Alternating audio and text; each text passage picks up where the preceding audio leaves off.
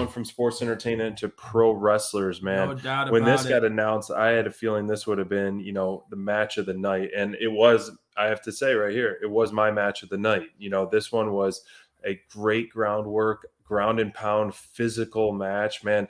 I think Danielson, the more we're seeing him in the ring, the more physical he's getting, which is hard to believe because we feel like, how much more can this guy dish? How much more can this guy take? And, especially speaking on Yuta's behalf, like how much more can this guy take in punishment? Yuta just took an absolute beating. And there's so much great technical wrestling in this one, some innovative stuff that I have never seen, and that's what expected by this young guy that even Regal speaks so highly of. And so Danielson, just a seasoned vet, almost not even breaking a sweat for a lot of this, which is pretty incredible, was absolutely brutal, physical, and I love the pairing of this. At first, it didn't make like this match, booking it.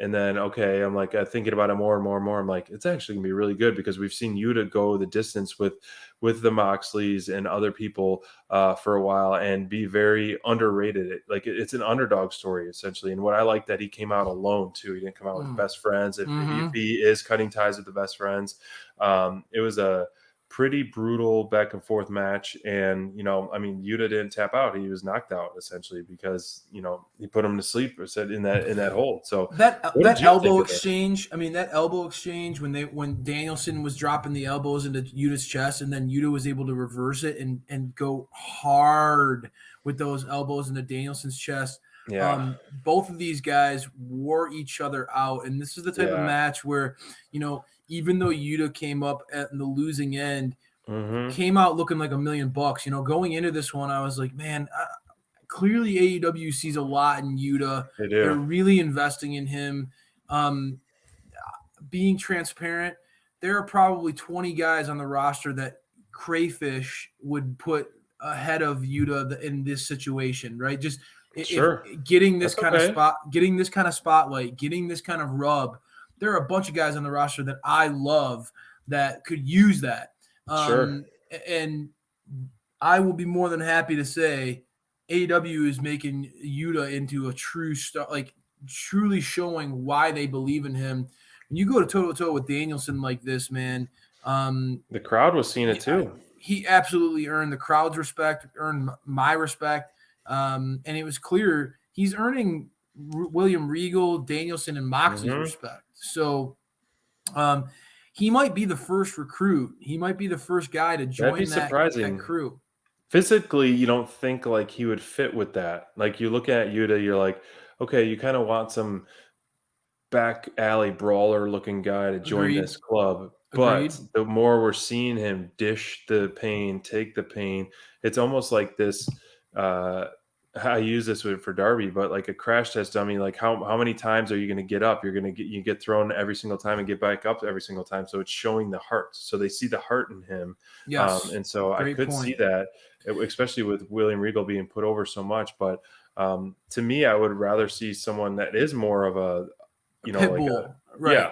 I get it. I think it's going to work if they do go that route. Yeah, in the only reason why we talk like that this could be a potential is, he went toe-to-toe with Moxley, pushed Moxley, came back down to the ring, got in Regal's face, got slapped by Regal. They're building towards this.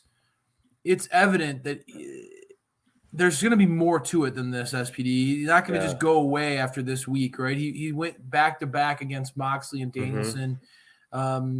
There's definitely something here. If this leads to, Danielson and Moxley going through the best friends, I don't know, but I think it's going to, like you talked about, I think Yuta is slowly distancing himself from the best friends, showing a little bit more seriousness in his game. And I think that maybe through this feud, these challenges with Moxley and Danielson, maybe some of the silliness of the best friends. Because, let's be honest, since Trent came back, he and Yuta have not seen eye to eye. I remember you making jokes about like how Trent had the poop emoji for Yuta, there's definitely been tension within the best friends already.